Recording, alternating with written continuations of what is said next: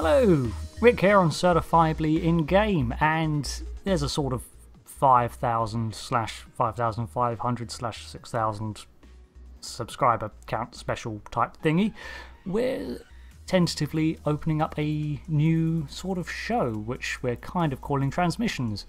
I guess the whole idea of it is basically to create some sort of more open, informal discussion thing that's a lot more informal than our currently produced content like the Cultural Index and some of our lore videos and analysis, things like that. Something that's a lot more informal. It's basically just us spitballing different topics.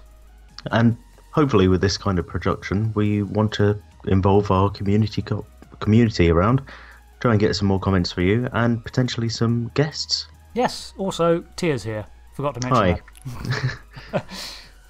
So yeah, this isn't exactly a podcast. It's going to be far more informal than that, but it provides us a way to address a multitude of different topics on the fly. So just let us know, what do you think? And of course, don't forget to suggest topics, comments, things like that. Like I say, we're going to see where this goes. We're going to set it out there. If it evolves into a forum, nice. If it turns into a podcast, whatever. We're just going to set it out there and see what it turns into. We're literally throwing stuff at the wall and seeing what sticks. Yeah, you managed to sum up what I was saying in 4 seconds. So yeah, that's what I do. Yeah, that's why he's here.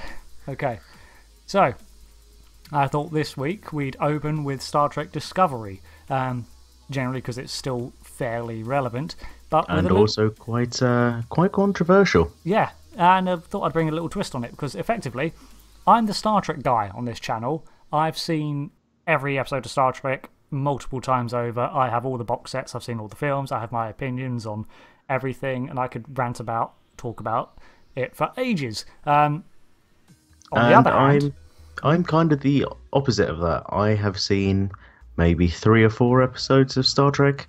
Couldn't even tell you what series they are coming from, but I'm here as the general outsider's look. Exactly. So I figured, because this whole idea came about because I was asking friends of mine what they thought of the Star Trek Discovery trailer, because they'd always come to me and be like, "You seen the new Discovery trailer?" And I was like, "Yes," because anyone that knows me for more than 5 seconds knows I'm a huge Star Trek fan.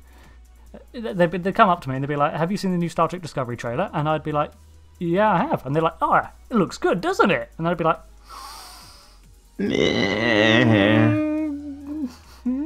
So they got me thinking, if random people who aren't exactly huge Star Trek fans are looking at it as just a generic sci-fi, what are they seeing? So that's why we decided to put this down as the first topic, because Tyr has seen episodes here and there, but he's not a huge Star Trek fan, so we can get sort of an unbiased impression on it.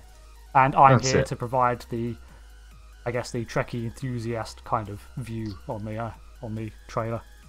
Yeah, at the end of the day, I'm looking at it from the way that the general public would see it if it appeared through the streaming services. If they've got no real knowledge of Star Trek beforehand, but they are a sci-fi fan, I'm kind of that view. Yeah, so effectively, that's the format we're going to be adopting for this little discussion. So, you've seen the trailer, haven't you? I have. Yeah. Alright, so after viewing it, what were your initial impressions? After finishing it, what do you think? Well, truth be told, from an unbiased point of view, it looks very much like a very action-packed series. From what I can see on obviously the trailers, it does appear that they are not giving a lot away by the trailers. They are keeping that solely for when it starts streaming. It looks like everything you see in the trailers from the first episode. Precisely. Obviously, the other side of it is that, because I'm not really too well versed in Star Trek, it looks very action orientated, yes. Which seems a little bit countered to the practically 50 years of backstory that Star Trek has got up to this point. To boldly go and to explore and discover new races. Yeah, even as someone that's not, say, big Star Trek enthusiast, you're aware of the reputation Star Trek has as more of a scientific exploration show rather than generic action, explosions and adrenaline kind of series. Which, to be honest, from 2009, they've seemed to be trying to push it that way. Yes, they have been. That's something else we can touch on in a sec as well. But yeah, it's definitely Star Trek's been changing. Not everyone would say for the better, but at least it's still alive in some form. From what I can see, it's an impressive trailer, and I don't know if it's naivety, but it does seem fairly true to form on most things. But I know there is quite a bit of controversy attributed to some of the... Yeah. So, production budget, it looks a lot nicer than I thought it would be. Oh, yeah. Netflix has clearly thrown a bucket of money at them for this. They did. They literally threw a ton of money. I guess I'll mention when it's going to be set, because, like I say, you don't know too much about it. So it is set in the year 2255, which actually places it pre-Kirk, so it's pre the original series. Yeah, it's the almost bordering on the Origins. Yeah, it kind of. We've seen what this era looks like, because there was an old TOS pilot episode that never officially aired but got referenced to and canonized later on. Anyway, it got we know what this era should look like, and I'll get to it again in a minute, but this does bring up a lot of discrepancies. It's recently been announced softly, that it's not set in the prime timeline anymore. So 2009 films, the J.J. Abrams films, they're set in its own continuity, its own alternate reality. Probably for the best. Yep. They can ignore the Star Trek TV series and do their own thing with it, because it's in its own isolated universe. However, they are fighting back against that vehemently. You know, they are trying to say, no, this is definitely the prime timeline. I'm not entirely sure how they can get away with that, or whether it's just, that's what the soft rumours and the announcements were. Because you've heard that, haven't you? It's the prime timeline. It's set in the same continuity as all the shows and everything. The soft little tidbit that we've had come out is that it's not actually set in the prime timeline anymore. They're just calling it the prime timeline. It's something to do with buckets of money again. Probably, but it's... Why call it the prime timeline then? My theory is that they released this trailer thinking, yeah, this is the prime timeline, this is going to be fine, whatever. They throw it out there, and then all this sort of... The Star Trek fans notice, because we're not stupid, and we look at it and we go, I'm open to change, but this is completely out of continuity and makes zero sense. Well, what do you mean it's the prime timeline? And they've gone, well, we're just calling it the prime timeline, and it's actually a complete reboot. Yeah, ultimately, despite their best intentions, the audience will pick up on any minutia. Exactly, yeah. I mean, you can generally science fiction attracts a certain type of viewer, and that viewer tends to be someone that likes their storytelling to make sense. It's something that encompasses everything. Yeah, exactly. I mean, there's always loopholes and things you can work in to change story elements and so on. Time travel, things like that, to change events. But the fact that, it just to me, it just reeks of CBS going, yeah, we're setting it in the prime timeline to try and attract the Star Trek fans. The Star Trek fans are going, that doesn't look like prime timeline. And in order to allay fears, they're like, oh no, it's not the prime timeline anymore. We're just calling it that.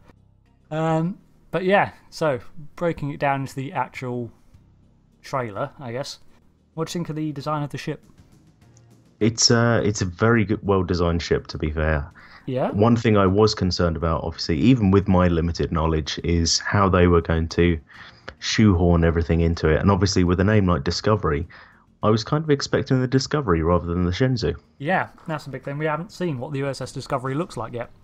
We still only have that concept image that was released ages ago that's apparently been changed and altered.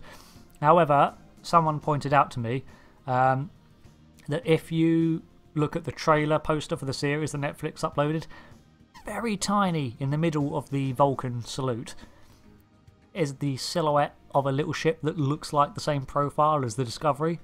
In which case, if it has been redesigned, it's not been redesigned that much, because you can still look at it and go, that looks like the ship we saw from the original trailer. And let's face it, redesigns are another one of those things that the fans ultimately will pick up on every minutia. You can get away with some creative license, exactly, obviously. Yeah. Uniforms and that, they're going to change since when it was on. Yeah. You know, but for stuff like ships, especially with the advances in CGI and, you know, them pouring money into it, obviously they're going to have to make everything a little bit more detailed. And I figure this is how I feel, and a couple of other people I've spoken to feel. Generally, it seems, how I see it is, change is okay, it's acceptable. You can update things, make them look better, make them look cooler, because the technology changes at the time. I think it was once said back in the days of TOS that when they were filming the original series, they approached it not as a science fiction, but as a historical documentary. So they're recreating what they have with the technology of their time to represent the future. Doing that again now, people are perfectly fine with that, as long as there's nods to the original design, so it doesn't look so out of left field that it's sort of like, how on earth is that? I mean, you know, that looks like nothing to do with Star Trek. I think the ship looks fine. It looks a bit on the modern side, but the underslung bridge is quite an interesting design, actually. You don't see too much of that on any sci-fi. No, having the bridge on the bottom, that's quite... I quite like it. It makes me think that the ship, because we see it breaking through some clouds, which to me is in atmosphere, I think it's on the underside because it's designed to be landing a lot more, perhaps, like it's interplanetary atmosphere. So perhaps it's on the underside because that would make more sense, because you can actually just look out and see down rather than looking out and only seeing effectively the hood of your car. It could be one of those things that, as they were needing less atmospheric, sensors, instead of doing it by eye, later down in the timeline. They were literally like eyeballing it. Like, what's the weather like? Cloudy. Looks cloudy outside. Exactly. But yeah, the design of the ship, I think, looks like, again, slightly too modern. It looks more in line with things you'd see from post Next Generation episodes, but I can deal with it. It's overall, it's got a dish, it has an engine compartment, it has two nacelles on pylons. It's a Star Trek ship. You can look at that and go, that looks like a Star Trek ship. Another nice thing about the ship in specific, the bridge on it does give a slight nod to the previous consoles that they had. Ah, you're looking at like actually inside it now, like the technology that's... Yeah. I mean, even just like the layout is very, very similar to how it used to be. Yeah, captain's chair, and then you've got the divisions at the sides and at the front. That's it, the tiered consoles. Yeah, so traditionally you've got like scientific, engineering, they're usually behind the captain, and then at the front you have tactical and helm. Yeah, exactly. Yeah. It's a nice little nod to know that even though they are making it a newer and more technologically impressive looking ship, to be fair, they are still keeping some elements there. Even Abrams knew not to screw with the bridge layout, at least. You've got to have the captain in the middle and helm at the front, and the view screen. You've got to have traditional Star Trek elements positioned around. And that's what I think a lot of this series is. You can look at it and you can say, the elements are there, but they've been so changed that they barely look Star Trek anymore. There are only passing resemblances. Yeah, like the uniforms that we're looking at the minute. Those uniforms, based on what we know of the timeline, they don't appear to fit anywhere else. Again, this is where it starts. Deviating from the prime timeline. Yeah. Okay. So, what was your just looking at the uniforms? What do you think of them? They are impressive uniforms. However, there is a certain piece missing of the different colours in the uniforms, and it only being the banding that's really any different. Yeah. Okay. So I looked at the uniforms, and my initial reaction was, I like them. They look sci-fi. They look slightly more militaristic, more uniformy than turtlenecks and jumpsuits. I quite like them. Then I looked at them again and thought, wait, this is only 10 years before Kirk.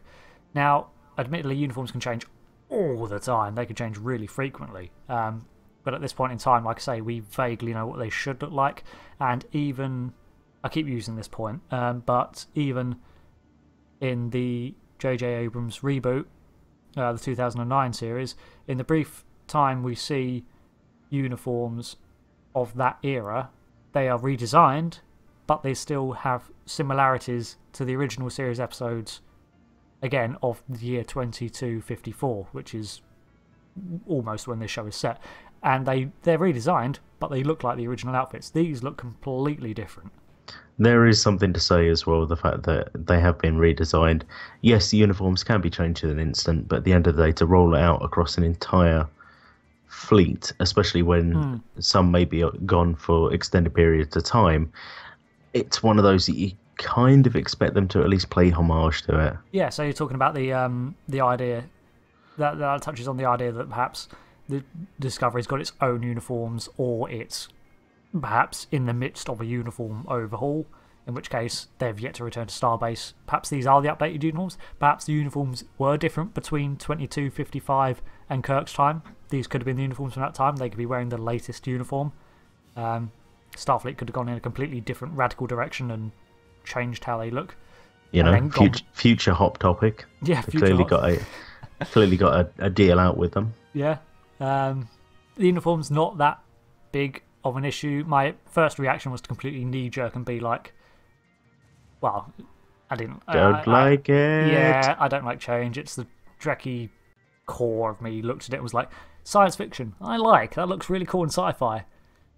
Does not look very Trekkie. It doesn't actually line up with the existing canon. This is triggering me a little bit here. As time's gone on, I've calmed down a bit, and looking at them now, I do like them, although there are the issues where I'm just sort of like looking at going, if they explain it, I'm fine with it.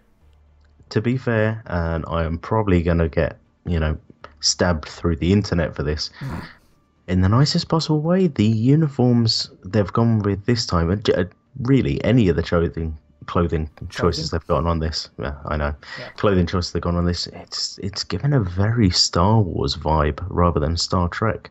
You mean like the Empire sort of look to it?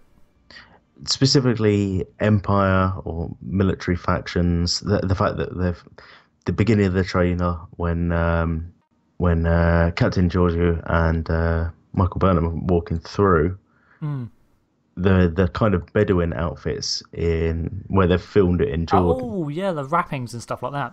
Yeah, it's a very, very reminiscent, and I don't know if that's just leeching off of the popularity of Rogue One and the Star Wars series in these few years. Oh, it most definitely is. I mean, looking at it, it has to be. Yeah, okay, so one thing this series is doing, though, is it does seem to have a myriad of alien species, which is something they were promised from the get-go. They were like, this is going to have a very diverse cast of aliens and things like that. We're going to see a robot, we're going to see new species that we've not seen before. That's fine. I mean, throw in whatever you like. I don't recognise any of the species that we saw in the trailer. Well, aside from humans, but... And there's the Vulcans there as well. I mean, they look... True. To be fair, the Vulcans looked traditional Trek. They looked as Vulcans have and always have done. It's difficult to screw up a Vulcan, isn't it, really, is it? I guess, yeah. There are some things you can't mess with, and I guess they decided Vulcans were one of them. However, they didn't decide that Klingons couldn't be messed with. Yeah, that's even my limited knowledge knows that proto-Klingons through the entirety of the series were meant to be without any ridges. Yeah, okay, so like the original Kirk era Klingons. Yeah, and Enterprise, love it or hate it, at least went to explain why those Klingons didn't have ridges. It was a virus that they contracted due to their own arrogance in trying to create a augmented Klingon warrior like hybrid special breed. Basically, I was going to say, what are your opinions on the new old Klingons then? They're not Klingons. I don't know. Am I okay? All right, fine. I would look at them, and I can see a Klingon redesign, but just barely. From the architecture, from the clothes, from what we presume is their ship, from the concept art that we saw leaked earlier of the sarcophagus ship, and just how they look, they don't look like Klingons to me. They look like an entirely new race. They have far more in common with existing Star Trek races like the Remans and things like that in terms of how they look. It's one thing I will point out, again being the layman here, yep. Compared to some of the other alien species that they kind of demoed, specifically Lieutenant Saru, who's very, very detailed facial expressions on it. Yep. It's very scrappy, the design for them. You reckon? Is it? Yeah, go on. It unlike an awful lot of the other series, obviously they're limited by what they can do. Yeah. There is a technological limit that what they could do on such a small budget. Now, considering this had a pretty huge budget, I don't have the number off the top of my head, but the design of the, let's air quote it, proto Klingons, it's I don't know, Gorm-esque in the nicest possible way. Yeah, so I mean, I know the Klingon forehead ridges and things like that was something that was in itself a redesign, like the classic Klingons with the forehead ridges was itself a redesign, but then Star Trek went out its way to explain it. If they can explain it here, if any of the theories that have cropped up are going to be sort of true, then I can accept it and fine. Being said, if this is actually a good show and I'm actually intrigued and it tells a good story and I enjoy it, I can overlook a lot of continuity issues. Ideally, the ideal Star Trek series for me should be a really good story but still hold true to continuity.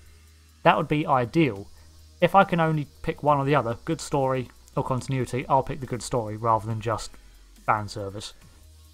At the end of the day, you can always retcon it and put it out at the time of the Prime series. Yeah. A lot easier than you can, begrudgingly watch something that is tearing all your history, all of your loves and hates apart.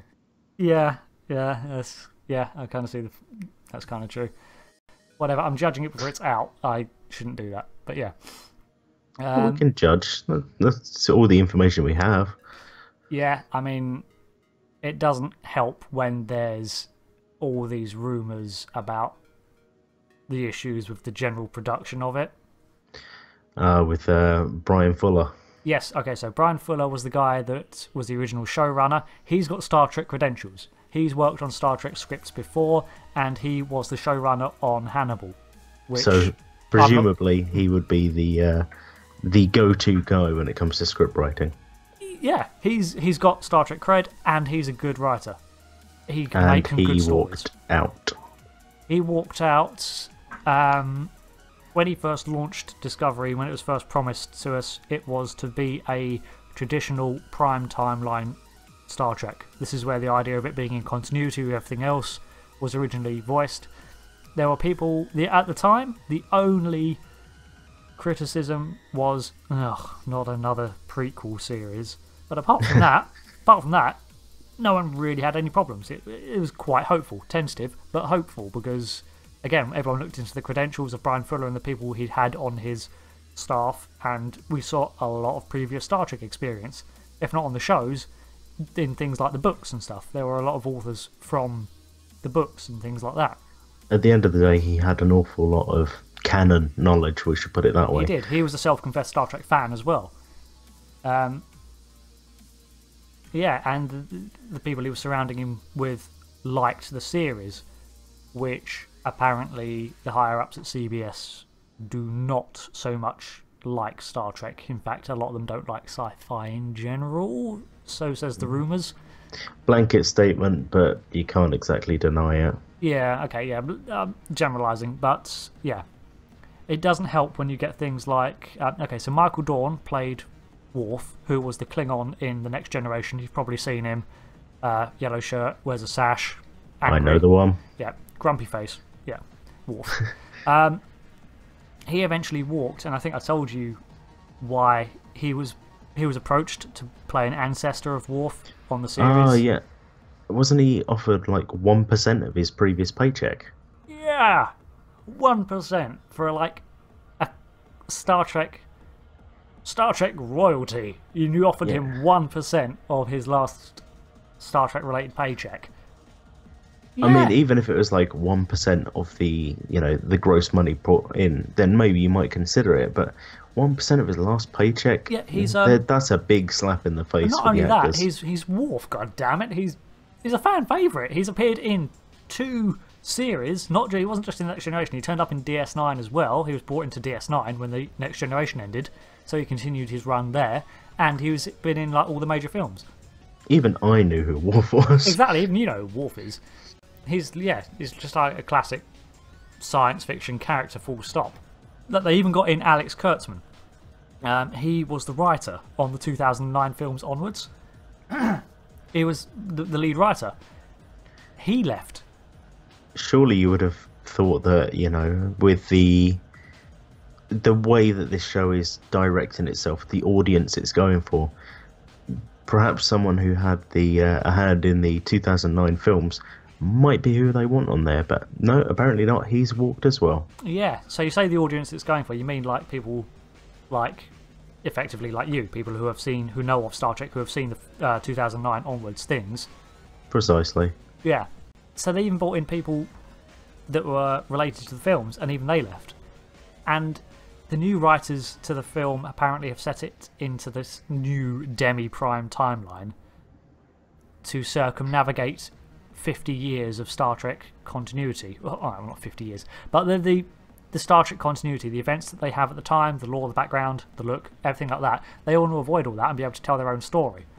As we already pointed out earlier in this talk, if there's one thing you do not want, is to undermine Star Trek fans. They will pull up every tiny detail. Yeah. And if they are going to be throwing away the entire series before this point and saying that they can change whatever they like, I think people are going to be... Fear our nerd rage. Yeah. Ultimately, they're going to show their displeasure by not streaming it. Yeah. Things like this could easily have been avoided if they just plucked the Discovery show and set it post Voyager. Now, Voyager was the last series to end. Right. So in terms of the TV show, it's the last... In the Star Trek timeline, it's the latest events. You had Star Trek Nemesis and a couple of films that were set after it. So technically Star Trek Nemesis is the last actual Star Trek event that we see in the Star Trek timeline. After that, it's all things like Star Trek Online, or it's all the books. And it's as we know, non-canon sources. Exactly, non-canon. And they're treated, usually with things like this, they're usually treated as sort of pseudo-canon until the TV series addresses it and addresses whether or not it is or not.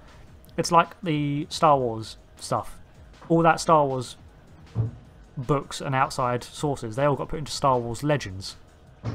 Because when the film came out, it got turned into Star Wars Legends, thus making it non-canon, non-continuity, but still keeping it around. Books and TVs and books and comics, things like that, audio dramas, they all sit in that grey area of pseudo-canon until they get either pushed aside or retconned in. Yeah.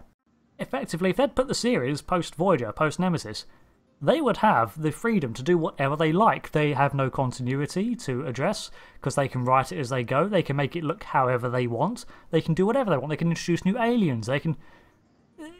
Hell, they could even have age-appropriate cameos from cast members. Yeah. If they weren't paying them 1%. If they actually could be bothered to pay them appropriately. Yeah, they could set it 20 years after the end of Voyager and it would have been fine. They could have done whatever they liked with it. They could redesign everything, make it look however they liked. But they didn't. They wanted for another prequel series, and they've mired themselves with their own continuity, and now their only escape is to go, oh, well, it's not really the prime timeline. Don't lie, it has been the prime timeline. You've been marketing it as the prime timeline for the past 2 years. It even says in your trailer, 10 years before Kirk, 10 years before Spock, there was Discovery. Their greed has got a massive hand on this. At the end of the day, when you're looking at it, who are you more likely to get in, giving it a prequel or giving it as the sequel? If you go for the sequel, you'll get all the returning fans. If you go for a prequel, you'll get both. And I think that was ultimately the only real way that they decided it. Yeah, I don't think... Again, this is why I wanted sort of an unbiased view on it, because, yeah, you're right.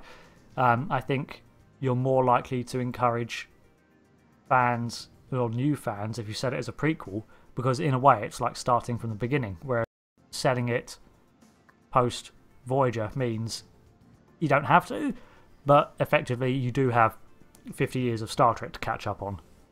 Yeah, if you took this as your base starting point from a new person's perspective. They'll watch this and think, okay, right, this has given me the bug. I'll watch through. And then you obviously get to the other series and movies and whatnot. Whether if you did it as a sequel, you would be starting on an awful lot of knowledge that the majority of the viewer base wouldn't get, which puts it massively at odds, because it seems like they're trying to get as much new viewer base as possible. Yeah. But they're bastardizing the original.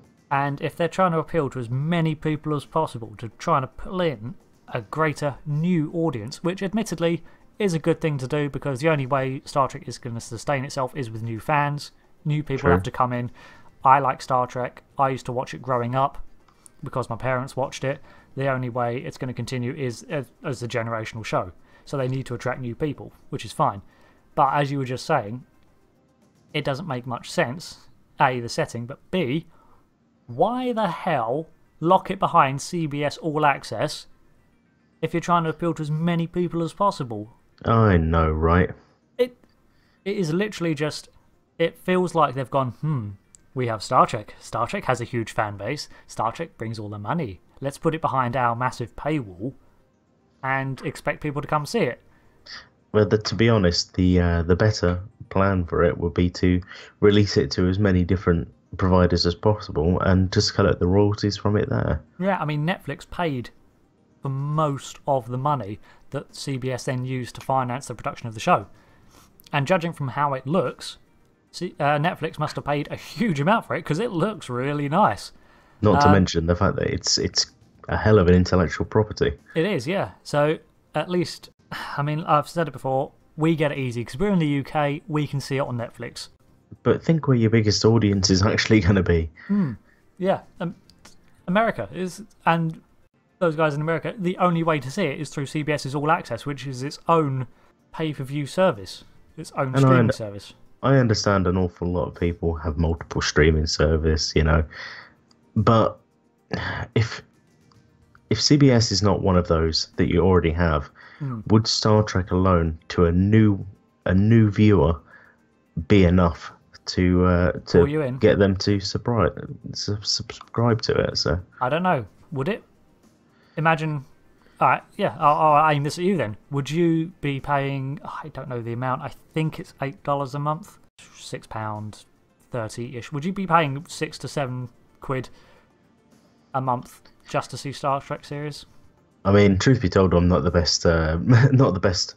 All right, to be fair, not you the probably best for that, as I am a bit of a skinflint. All right, if I wasn't also pressuring you to do it as well, because let's face it, I probably will be.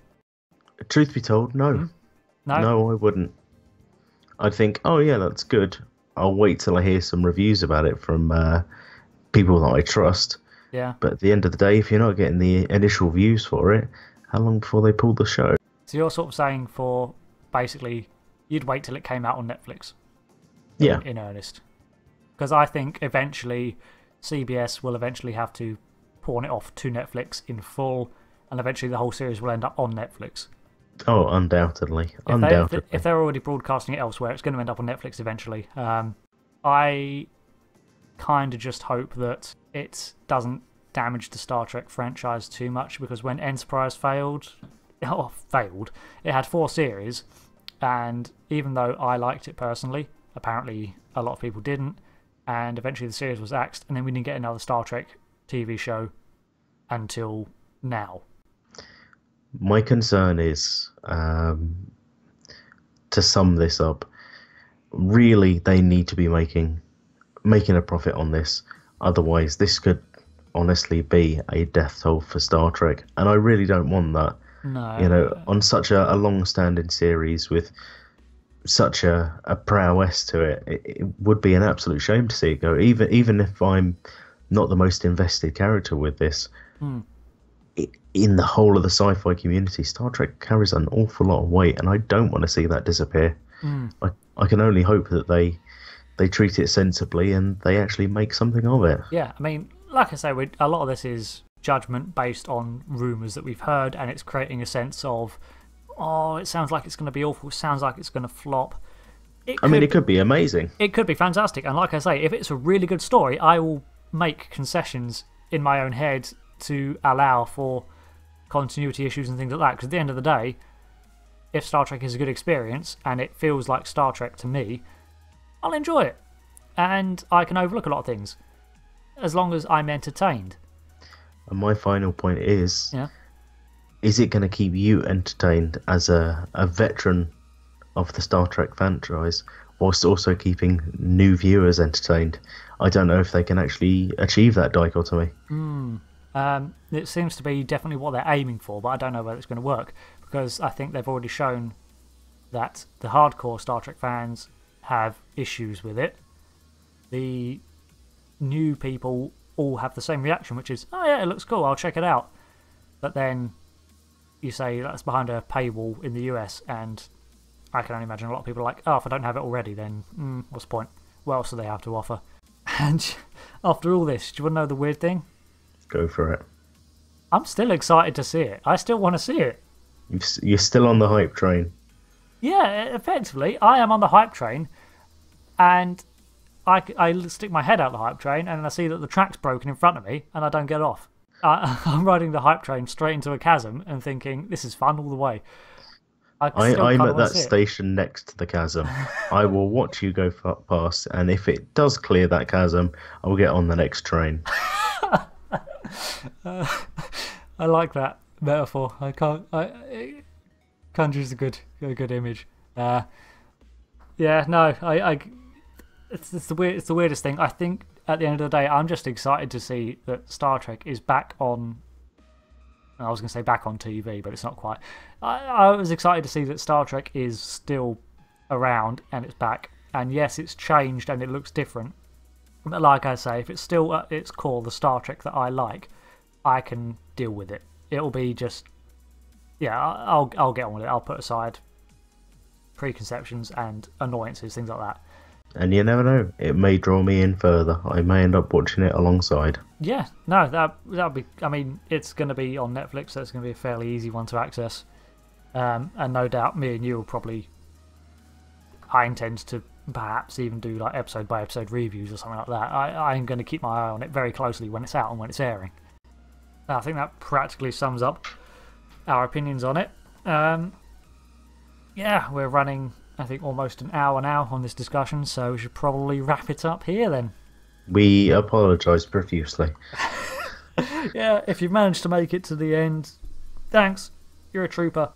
Yeah, let us know what you think of this, whether we should continue it, whether if you want to change it up. I think the idea of introducing comments and opinions might be kind of cool.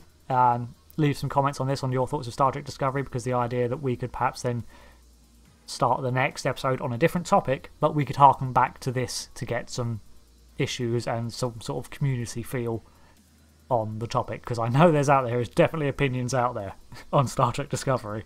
I would be very surprised if there weren't opinions out there. I've seen the YouTube comments. There are definitely opinions out there.